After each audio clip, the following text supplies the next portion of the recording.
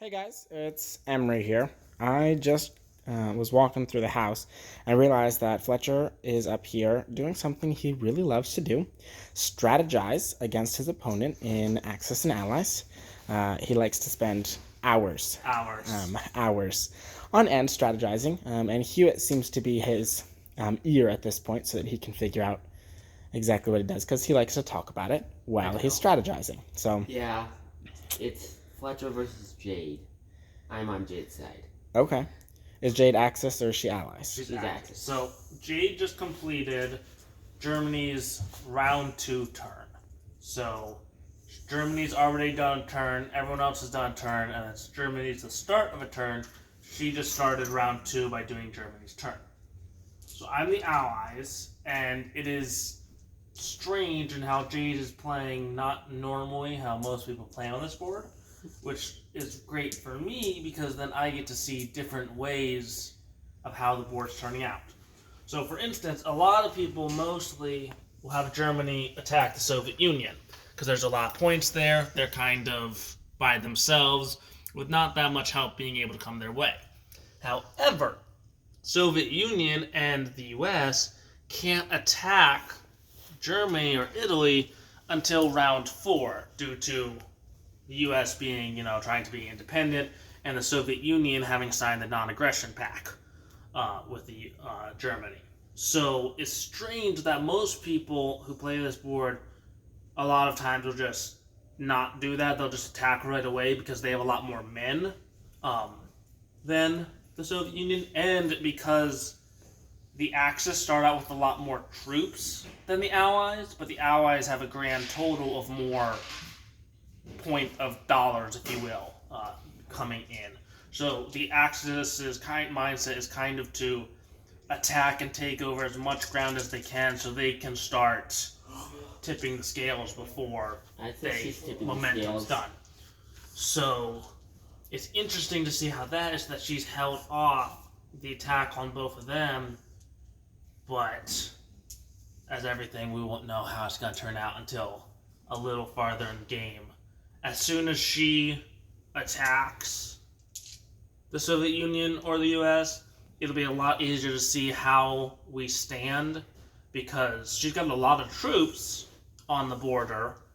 So if she attacks, she's going to go through my defenses. The only question is how many of her troops can I take with me, and will Soviet Union survive long enough for the help to come? Because if you can see, you can't see probably, but these troops here, they can't get around here unless they attack there. So it's hard to get troops that way. Planes can't fly over this way. So the only way to get aid to the Soviet Union is by having planes fly this way, and to do that I need to take over Norway, otherwise it can't reach. Or put an aircraft carrier up there, that would work as well. So pretty much the only way I can help the Soviet Union is by attacking, pretty much in D-Day, and drawing those forces over, which is why a lot of people will start with Germany, because if they can wipe out all that, they then only have one front, and they've got all those points sitting back there, and they can then just slowly expand this way. Right, and he meant Soviet Union. He meant Germany normally starts attacking Soviet Union, not Soviet Union starts normally attacking Germany. Yes, that doesn't work. So yeah, you can see he obsesses over this a little bit. It is definitely one of his favorite pastimes, and he has a little bit more time on his hands right now. And it's good because this game takes a lot of time. This game, typically we play this game over the course of a week. Hey, we're dead. And we're only on, day 2? This is day 2.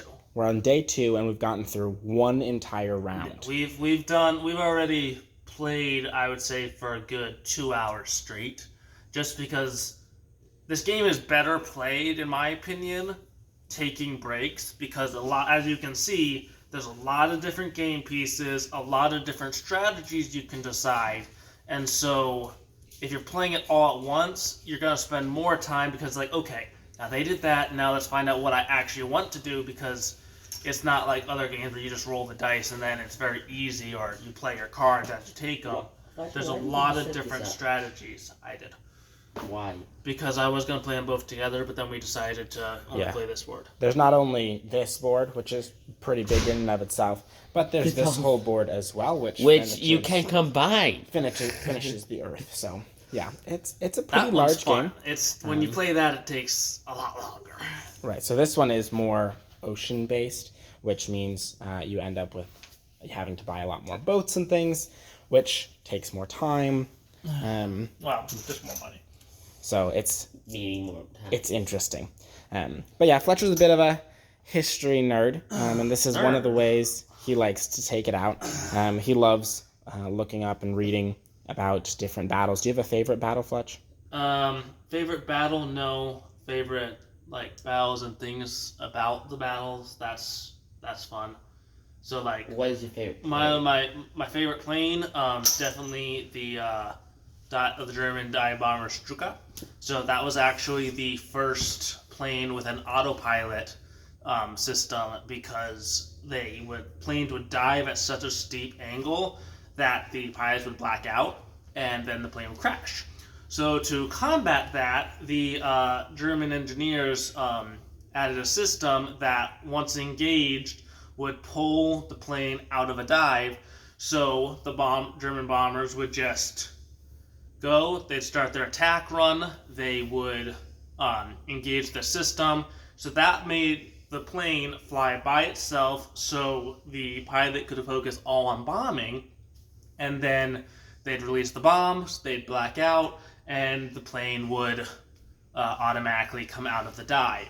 And so that is one of the reasons that the bombers were just so accurate, was because they had those systems. So that's one of my favorite bombers, just because it's so cool. It was pretty deadly, which sucks, but it's really cool that they were able to engineer something that helped them in that regard, help them fix the problem. Yeah. All right, well, I just wanted to come up and show you a little bit what's going on around the house. So until next time, guys, I hope you guys have a great day. Bye.